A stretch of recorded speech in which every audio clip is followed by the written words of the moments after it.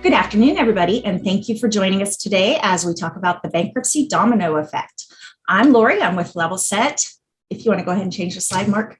If you don't know what Level Set does, we handle mechanics lien rights. We go ahead and file liens for you, send notices, do waivers. We now have contractor profiles and risk reports, as well as the payment professionals community that you're watching this webinar through right now. Today, we have with us Mark Edwards and Richard Gleed from Creditsafe. Thanks for joining us today. Thank you for having us, Laurie. Appreciate it. Yes, indeed. Do you guys want to go ahead and introduce yourself? Yeah, absolutely. So I thought in terms of a structure, Laurie, I'll give you or give everyone an overview of Creditsafe and who we are, what we do. Then we'll touch upon the topic we're here to discuss, and that is the bankruptcy. What is bankruptcy? And then I'll hand over to Richard to dive into some of the trends that we're seeing. And then hopefully we'll have some questions at the end that we may be able to assist you guys with. Perfect. So I'm just going to go through these slides. It's a very quick introduction to Creditsafe. It's by no means meant to be a sort of a sales pitch, but just to give you a feel for what we do. Creditsafe is an international credit information provider. We deliver 220 million credit reports annually. We have 115,000 customers globally with 500,000 users daily. Our platform gives the ability for users to pull up to 365 million credit reports across 161 countries. We're the fastest growing company in the credit information space, growing at 13% a year, delivering about 200 million in revenue for 2021. And we like to say we're the world's most used provider of business credit intelligence. And the reason we say that is because the way our packages are sold, people use more reports with Creditsafe.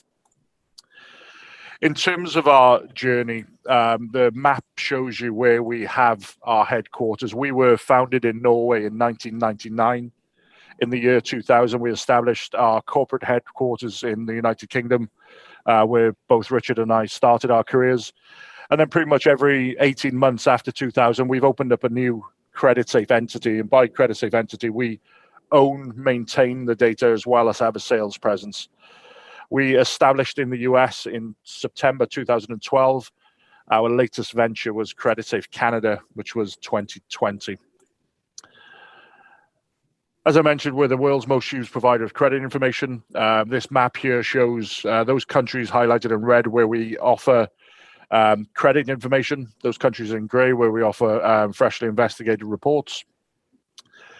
Our core products and services can be broken down into three categories: credit and risk, so that includes credit scores and limits; domestic and international reports; director and officer information; and business monitoring; compliance, so know your customer checks, ID verification, anti-money laundering, PEPs and sanction tracing; data services and analytics; customer profile, portfolio analysis and optimization; credit performance, custom scorecards, and onboarding automation.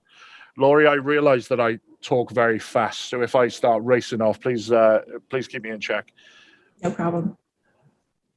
Some of the customers that we work with, we have really broken down into three categories. So we have our core customers that would go to our website and pull a credit report, companies like Rubbermaid, Pinterest, Nestle. Then we have what we call premier account customers that consume our data directly into their CRM or ERP systems, such as Oracle or Salesforce, companies like Amazon, PayPal. I've actually removed the data resellers. It's probably not appropriate to list them here, but we have lots of company. We operate in an incestuous industry, and all of the information providers are buying or selling data to one another. But we have lots of data partners as well.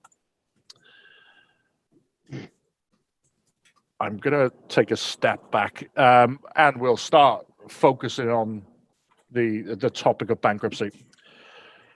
So before I dive into the topic, it's probably worth just noting that this webinar is not necessarily designed to give legal advice. So if you have specific questions, I would just recommend speaking to competent legal counsel on that. So what is bankruptcy? Business bankruptcy is complex and obviously very serious, but it doesn't necessarily mean the end of the road for a business. There are many businesses out there that have become bankrupt and survived and gone on to flourish. But bankruptcy is a federal legal procedure for dealing with debt problems for both individuals and businesses. Specifically, it's a case that's filed under one of the chapters of Title 11 of the United States Code, known as the Bankruptcy Code. The fundamental goal of bankruptcy is to give a financial fresh start from burdensome debt. You may hear the term bankruptcy relief. You may hear the term bankruptcy relief.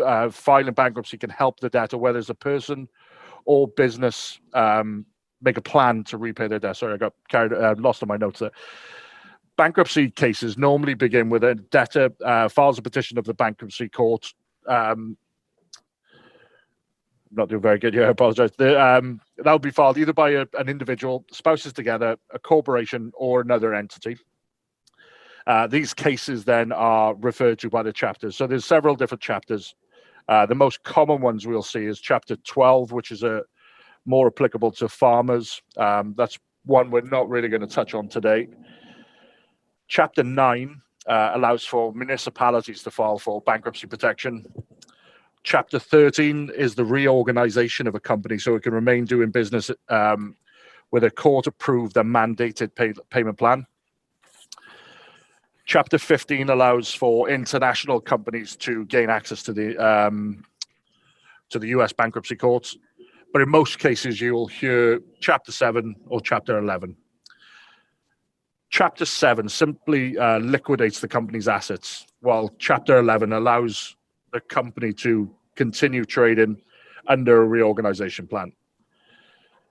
Under Chapter 7, the company will stop all operations and completely go out of business. Firms in the Chapter 11 are past the stage of reorganization and must sell off any non-exempt assets to creditors. A trustee will be appointed to liquidate or sell the assets. The money then is used to pay off any debts of the business. Creditors to the debtors of Chapter 7 are then divided into two. You have your secured creditors, which are prioritized, and unsecured creditors. On average, secured creditors will receive about 77 cents on the dollar, and non-secured, on average, receive 2 cents on the dollar. So there's quite a considerable difference between being a secured creditor and a non-secured creditor. There's just a huge disparity, but please note these are just averages, and the amounts do differ. In Chapter 11, the company doesn't go out of business, but the court gives the business the opportunity to reorganize its debts in the hopes that it can emerge as a healthy organization. In 2020, there was 6,917 Chapter 11s, and was one of the worst years in terms of recession. I don't want to step into Richard's section here, so I'm going to leave that. Another term you may hear is Chapter 22, and that's when it's not necessarily a legal term, but it's a nickname for a company that enters Chapter 11 twice. It's nearly inevitable when dealing or when selling business to business, you will encounter a bankruptcy of a customer, supplier, or any other business relationship. To avoid the inevitable disruption this can cause your business, we use information from companies such as Creditsafe to anticipate this event in the future, to de-risk the offering the credit. Then, so when we're looking to predict the bankruptcy or reduce the risk of being negatively impacted by bankruptcy, the level of data that's available to aid your decision is going to largely be determined by the size of the organization and prominence of the company.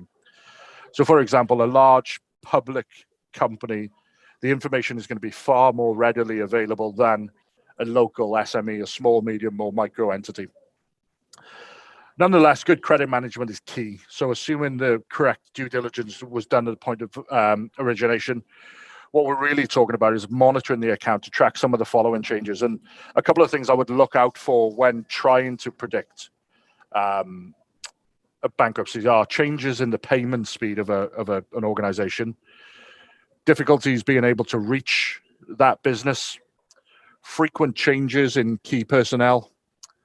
We're also looking at credit scores and ratings of that company being downgraded. There's several predicting factors that can reduce a company's credit score, and also negative changes to the filed financials. The This webinar was billed as the domino effect in bankruptcy, and I just want to touch upon that for a second, just before I hand over to Richard. This is a very interesting topic. So, being in sales, one of the most common objectives we hear when trying to sell our products is we only sell to blue chip companies, and therefore the companies that we sell to don't go bankrupt. The domino effect or ripple effect is not necessarily an official term, rather a phenomenon that we see whereby a significant bankruptcy of an organization will send disruptions through supply chains, regions, some cases whole industries. There's two examples I just want to quickly go over before I do hand over to Richard, that I find particularly interesting, and I probably could have done more recent. But the first one I want to talk about is in shipping. A Korean company called Hanjin that filed for bankruptcy in 2016. At the time, this was one of the largest shipping companies in the world. At the time of bankruptcy, 96 of the ships were stranded at sea with a cargo of $14 billion. When the debts of the companies were reviewed, it was estimated to $10 billion were owed to its creditors. So not only do we have a massive amount of companies who had supplies on their ship that never reached their sort of final destination, they were never going to get paid. The timing was significant because the time of the bankruptcy was August. So a lot of companies were ramping up their supplies in anticipation for Thanksgiving and Christmas. The goods in those cases, a lot of the time didn't reach the destination. Companies like Nike were impacted, but the biggest burden was to the small companies who were further down the chain. The second example that I find quite interesting is the city of Detroit. Now, this is obviously not a business bankruptcy, rather a municipality bankruptcy, Chapter 13. Detroit filed for bankruptcy in July 2013. At the time, it was the largest municipal bankruptcy in the US. They had over 100,000 creditors, so over 100,000 people, companies, business organizations that were owed money by the municipality of Detroit. The interesting thing in this particular example, and I think it links back to that domino effect, is Detroit's fortunes have always been closely linked with that of the auto industry. The bankruptcy of Detroit was preceded by two major bankruptcies in 2009 of Chrysler and General Motors. Both have since emerged from bankruptcy, but I think there's a clear link there about the domino effect and the impact it can have on regions, supply chains, industries.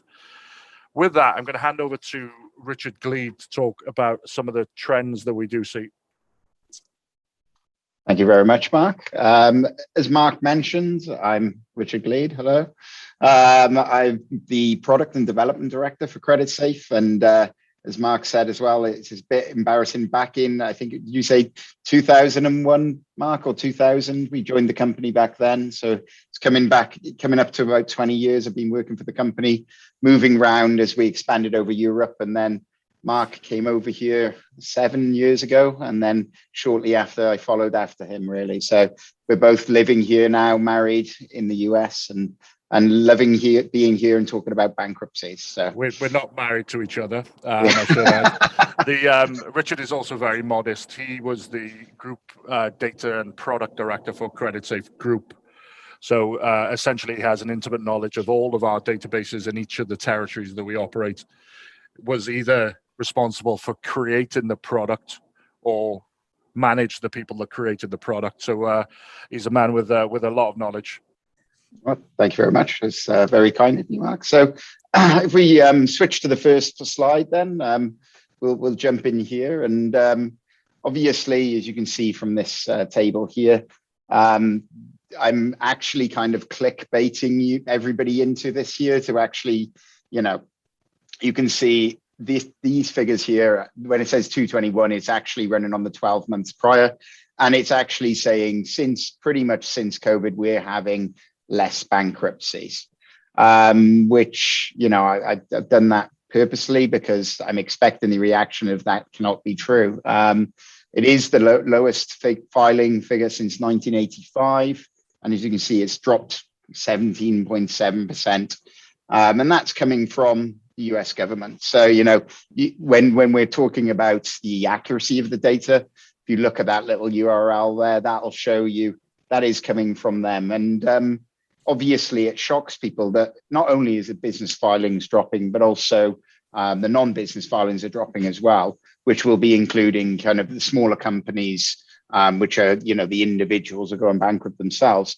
So then we start looking into, well, why have bankruptcies dropped? Because that's the kind of opposites to what you were expecting, really. Obviously, with everything we see in the news, everything that we've experienced ourselves, we would be expecting a huge increase in bankruptcies. Well, just looking at the figures, you can see that, clearly, if we're talking about businesses going bankrupt, even over the last 5 years, there is clearly more than the highest figure there of 23,443. There's clearly more than that amount of companies going bankrupt each year. So, not all companies are actually declaring bankruptcy. They're just ceasing to exist. They're closing their doors. But why are the other reasons why it's dropped compared to other years? Well, obviously, we know that there was a huge amount of support from the government. We also know as well, there is limited access to the courts. I don't have the most recent figures, but back in kind of early May, there was still quite a large amount of the courts in the US were closed, so those bankruptcies wouldn't be able to be processed. And even some of them, a large percentage still had limited access. These closures could be down to, not being able to get people to staff them to operate properly, or just purposely closing those courts down to reduce the amount of overhead there and just directing people to other courts, really. So what were the other reasons why companies didn't maybe go bankrupt? Well, it was quite commonplace for companies to be allowed to furlough staff. So a lot of companies maybe which previously would have gone bankrupt in financial difficulty, they were able to kind of release their staff and allowing them to continue to operate. I think one of the big ones which we're actually, looking at here is there's something called Bankruptcy Lag. With regards to that, we don't know how long this is going to continue to affect. And what I can see is back in the Great Recession, back in 2007, we didn't start to see the filings really start to increase. And they peaked in 2010, well after the that financial crisis had kind of ended, really. So I really just wanted to kind of show you here that, the biggest thing I want to talk about, though, is, which I will later, is the business closures, which are not filing for bankruptcy. So I think if we can go to the next one, Mark. Yep. It is worth mentioning, though, that the companies which are filing for bankruptcy, it is generally these larger companies which are filing for bankruptcy. Public and large private bankruptcies is the highest it's been in 10 years. And Laurie, I will share some URLs that I'm going to refer to in this. That was a publication that, which showed that, they are still at the highest in 10 years. And again, as Mark alluded to earlier, or talked about earlier, just because a company is bankrupt, it doesn't mean it's closed. JCPenney filed for bankruptcy recently. We're still all going in there and buying our shopping from there every day, of course. And the other thing, I guess, why larger companies are probably at the highest bankruptcy in the last 10 years is the larger companies know how to navigate the bankruptcy process, which, protects them and gives them that clean slate that Mark was talking about, really. Here, what we've done is we've just crunched those numbers we saw previously, and there's a different way at looking at them. Looking at the total of number of bankruptcies per state pretty much just shows you what are the most densely populated areas for companies. So it's not really worth much on its own. So then on the right-hand side, what I've done is divided that by the number of companies, and it doesn't change the order massively. But you do get a different output on that, you know. So we are seeing more companies in Delaware going where it's 4 overall. It actually is number 1 with regards to when you divide it by the number of companies registered in that state, really. And then, you know, I don't think there's any shock with regards to the industries. We're seeing eating and drinking places, business services, which is generic one. I think one of the shocking ones there is people seeing health services as, you know, the top 3. But I think we do have to remember that, you know, health services covers quite a wide area. And that covered a lot of things like cosmetic surgeries and things like this, which were just unable to operate with all these overheads and or just closes in place and all these other restrictions that they had, really. But then we can lead on to what I was talking about earlier, which is business closures, really. If we can go to the next one, Mark. So we talked earlier, I said earlier about majority of companies don't declare bankruptcy. So looking at bankruptcy is really the wrong thing sometimes. Obviously, that is an indicator of a company ceasing to exist or going through the bankruptcy process.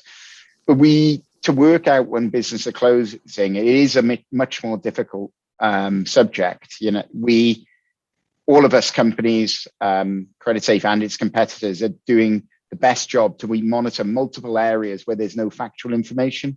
So Secretary of State, if a company does go inactive, then we will pick up that information. But some companies may not even be registered at Secretary of State.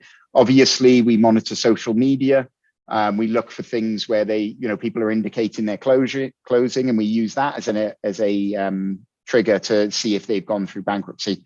Obviously, Creditsafe as well collects huge amounts of payment data from companies. If we all of a sudden start seeing our companies saying they're not paying, they're going delinquent, that could be a trigger for us to investigate, has this business closed, or does all of a sudden this company write off all its debt? So, you know, that's one of the areas we can look and see if a business is closed.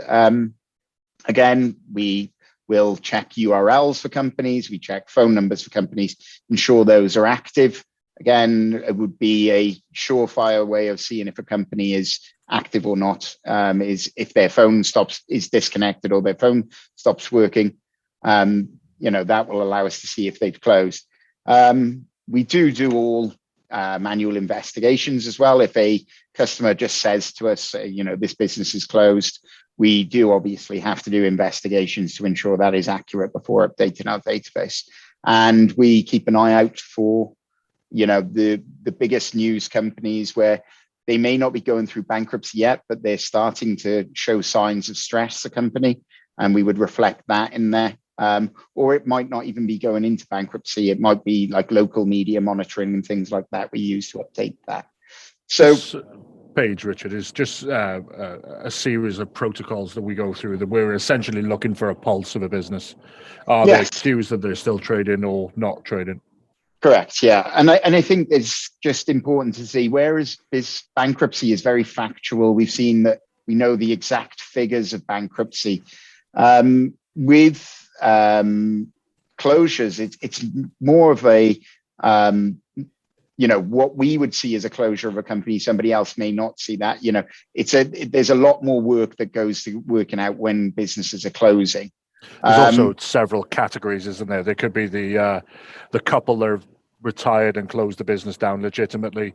There's companies that just stop trading with lots of debt, just shut the doors, we're not paying anyone. Yeah. So there's distinctions of business closures within that. Yeah, and I would even say, and obviously with COVID, the difficult one was we've never seen so many large temporary closures. You know, there was a lot of companies which just didn't open up again. You know, they may not have been answering the phone. Their website might be saying closed. Google might be saying they're closed. All of these indicators, but they're actually only temporarily closed, and then they reopened when those quarantine rules were lifted, really. Yeah, I think we can go to the next one then, I guess. So, you know, I've already talked about business closures is really what we should be looking at more than bankruptcies. You know, that's really what's generally, when Mark says we're going to be affected by bankruptcy, he's really actually probably saying a lot more of the time, you're more likely to be affected by a closure of a company, which is never seeing bankruptcy. The company or the individual running that company doesn't go through bankruptcy. I think this was a very useful report I found. I believe it, I know it's by Facebook, but it is also by the Small Business Bureau, I think it is. It was one of the most accurate reports I could find, or correlated to kind of Creditsafe's database. They did this by sampling, I think it was around 50,000 or 100,000 companies. And I think, the interesting thing about that was when you look at business closure data out in the, you Google it, you'll see all these conflicting information. But this one was actually a very large sample, so it kind of had some good basis to it, really. It was as factual as it was going to get, really. As you can see, the industry is affected. We're kind of in line with what I showed with the bankruptcies. And it's a bit outdated now, but it is actually saying that it believes that these, I did look for an updated report, but it is saying that they believe that we're peaking again with regards to business closures. And I think that's really it. I think we could probably talk about predictions, and I think we'll all agree that it's quite hard at the moment. I don't think 2 years ago, anybody would have predicted that, we would have had all of these things happening. So it's quite hard for us to predict how a particular industry or area will be affected when things are changing so constantly at the moment. But with regards to our ratings and limits, because we're monitoring on a company level, those behaviors are still ranking at the moment. So even if a company is still paying poorly, then obviously we are able to predict that company is likely to run into trouble. So even though that things are changing constantly, companies are still demonstrating the same behaviors. If they're picking up tax liens or judgments and things like that, then we know that they're still just as likely to struggle and perform later economically. Sorry. I have a question, yeah. Richard, you mentioned something earlier about the bankruptcy lag. And I guess the bankruptcy lag is due to companies taking a while to use up their reserves. It may take a year, it may take 2 years, it may take 3 years, whatever that is. And we expect to see, are we suggesting that we expect to see a wave of bankruptcies in the coming years? And does that apply the same to business closures as well? Yeah, I think it does. Yeah, I think the whole point is that all these companies which have used up these reserves and stuff, we're still not fully out of the COVID environment, really. Are we going to see a push of these as support from the government ends? Are we going to start to see more and more bankruptcies? And like they do say that will continue. We will continue to see the effects of this for, up to, years afterwards, I would say is the point. So, yeah, I do think, if there is a prediction, I do think there is something I'm saying where we're going to continue to see businesses failing for quite some time as a result of COVID, as they've, I think we're even starting to see a second part of this now, whereas people can't even employ people. So they're struggling from that point of view to keep up and service their products and customers. So that's another point of view which I don't think anybody really saw, until recently. Really, certainly a unique challenge to a business that probably no one's predicted for a while.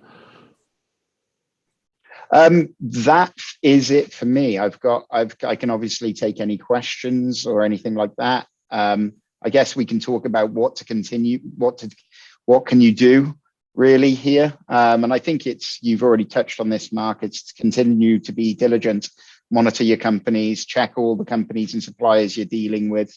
There's a lot of companies out there who, we're offering how to adjust your credit policies and everything. Seek some advice on how to do these things. I I think the point is to be diligent and be aware that we're not quite, just because we're starting to come out of it, things are relaxing. We're not quite out of the woods yet. So to continue to manage your credit effectively, really. One thing I would add to that, and again, for the audience here, please don't think this is a shameless sales pitch.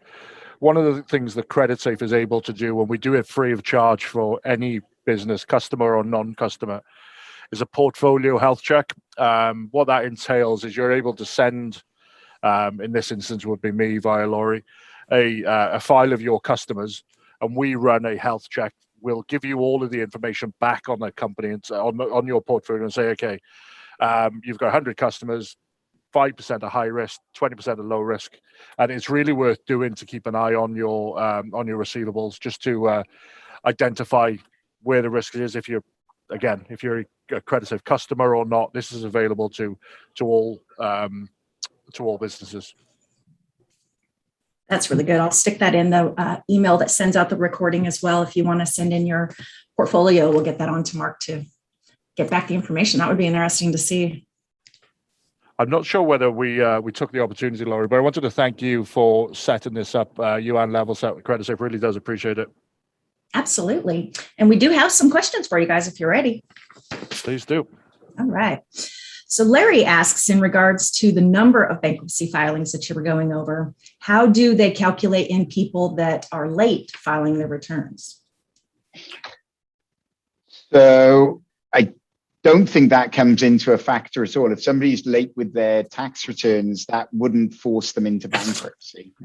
Whether they go into court proceedings, which then forces them to go into bankruptcy proceedings. But I would say that they're totally independent. Is that a fair? I think those factors are the numbers that you quoted were companies that actually entered bankruptcy, and they were the official filings of the court.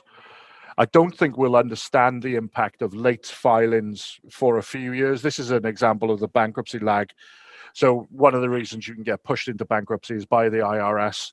And I don't think we're going to see that wave of companies for the next 12, 24 months. Maybe that's when they'll kick in. But I don't think we understand the impact of what's going to happen there yet. Yeah, I agree with that. Sonia asked, in regards to a Chapter 22, how many times can a company file? I believe the answer is unlimited. It can be as many times. I don't know the data off the top of my head, which is going to be a better one. But when we run portfolio analysis, we look at the number of times a company's enter bankruptcy, and it's commonplace to see 3 or 4 over the history. There's companies that are 200 years old that they're filed multiple times. We just got to keep in mind the overall goal of the bankruptcy is to come out as a better business. So I believe the answer is unlimited. I've never been asked that question, actually. But it's probably I think you're right based upon what I've seen. And it's worth mentioning that the people who are going in for debt reorganization and things like that, they are your larger companies, your General Motors, your JC Penney's, the companies that know how to navigate that. And obviously as well, the government doesn't want those companies to cease to exist, being large employers and everything. So typically a very small company is unlikely to do that. They're more likely to just go for the Chapter 7, really. Just a little bit more additional information. When a company enters into a Chapter 11, the judge will approve the reorganization plan. So as long as the reorganization plan is solid and the judge believes it's a viable entity to continue business, then they'll allow that. The other thing I just wanted to just mention, because I think it's interesting, is when a company comes out of bankruptcy, the actual impact to its credit score will drop over the course of the years. So a company that's left bankruptcy, is 1 year out of bankruptcy, will have the impact to the credit score will be heavily weighted than a company that's been 5 years out of bankruptcy. So it'll drop off. And the same with your individual credit reports as well. We have a question from Sarah. Do you know anything about a Chapter 5 bankruptcy? I have never heard of a Chapter 5 bankruptcy. Okay. But I will go away and research it. I don't think it's typically something that we come across in trade credit circles anyway. Yeah, I'll have to look that up. I haven't heard of it either. Let's see, who's that? Amy says, it's back to your first example. Where does the cargo go that gets stranded in the ocean? That's an interesting question, because it's particularly in the scenario of Hanjin, one of the biggest challenges is the company had no money to pay the ports they were about to enter into. So obviously to use the services of the port, they used some of the cargo that was on board. But it's a very difficult question to answer, because the laws of being stranded at sea are different in every single country, and it's really not my area of expertise. But it's I would assume the ports are the secured creditor, and some of that goods would have been auctioned off to pay for the port. That makes sense. I'd never really thought about that. Let's see, we got a question from Paul. You mentioned to avoid bankruptcy that credit management is key. Can you elaborate on that? So there's two things in that comment. Bankruptcy or business closure. I think if you're selling business to business, if you're selling on credit, it's inevitable that the time's going to come where you're going to deal with either a bankruptcy or a business closure. And the services Creditsafe offers allow you to mitigate that risk. I don't think it's, we can't be seen as a crystal ball. Sometimes we get it right, sometimes we get it wrong. We don't have all of the information. Hopefully more right than wrong, though, Mark. No, absolutely. Yeah, absolutely.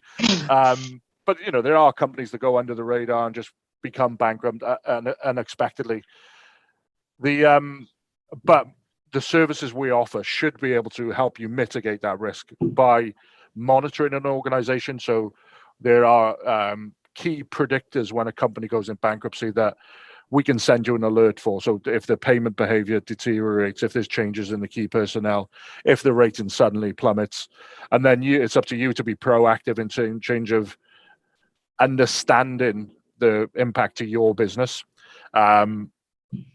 Good communication with your customer here is key as well. If that customer goes silent, obviously there's another red flag there as well. Paul, I hope I've answered the question there. Please let me know if you wanted to elaborate, or Richard, you want to add some? Well, I guess the only other thing is by limiting your exposure, really, isn't it, as well? Whereas you're dealing with a company, normally you may look at our information or other information out there and enter into different terms that you would normally with that customer, and then in that way protecting yourself, really. So like you say, reducing that exposure. You may still deal with those companies, but you may deal on cash terms or something like that. Perfect. That looks like the last question. Do you want to go to the next slide, I think, after the Q&A? Absolutely. Actually, we just got another question pop up while you're moving there. Larry says, do you file bankruptcy at the end of a year?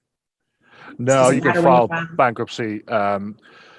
Essentially what happens is when your debts become too burdensome, your debtors will actually push for you to become bankrupt. So they'll either you're going to be sued or they'll push you into bankruptcy. And it's good, the bankruptcy protection. If you think you're going to emerge from it, it makes sense that you deal with this in a sensible way and go down that route, where some other companies will just sort of shut off and ignore it. And at that point, it's kind of, you are insolvent. So, but to answer your question, it can happen any day of the year. Perfect. Thank you. Looks like that's the end of our questions. I want to thank you guys again for presenting this information to us. As everybody knows, bankruptcies are big out there, so the more information we get, the better. Like I mentioned, I will send a copy of the recording in an email along with Mark's information, or my information will come with the email. Obviously, if you want to send over a portfolio of your customers, he would be happy to get you over those risk ratings of your current customer base. This slide is just letting you know I run the payment professionals community for Level Set. Basically, it's just a group of credit professionals that get together, have networking events. We do webinars, classes, write articles, just a lot of fun stuff. And we love to have you be part of that. You just go to levelset.com/payprosregister. And if you want to go one more slide. There you go. Thank you. And last but not least, the credit manager of the month. We recognize one credit manager a month that just stands out in the industry. Please nominate somebody that you think goes above and beyond. It's just levelset.com/CMOM for credit manager of the month.